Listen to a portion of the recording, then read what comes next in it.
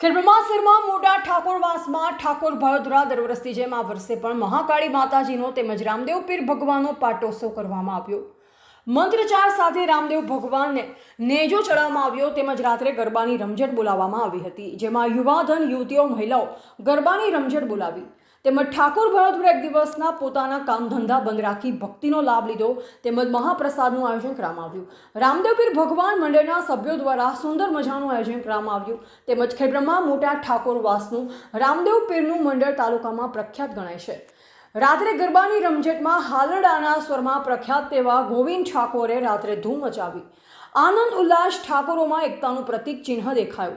મોટા ઠાકોરવાસમાં તેમજ 10 અને 12માં વિદ્યાર્થીઓને પરીક્ષામાં પાસ થયેલ વિદ્યાર્થીઓને નોટોની ચોપડીનું વિતરણ કરવામાં આવ્યું તેમજ ઠાકોર સમાજ દ્વારા પ્રોત્સાહિત કરવામાં આવ્યું। રામદેવ પીરના મંડળ દ્વારા વેશભૂષા ધારણ કરી ધાર્મિક કાર્યક્રમ તેમજ રાસ ગરબાની રમઝટ બોલાવવામાં આવી। મોતીલાલ ઠાકોર તેમજ ગરબાની રમઝટ બોલાવનાર ગોવિંદ ઠાકોરે ધૂમ મચાવી। રિપોર્ટર જયેશ ઠાકોર સાથે શૈલેષ પટેલ, સાબરકાંઠા।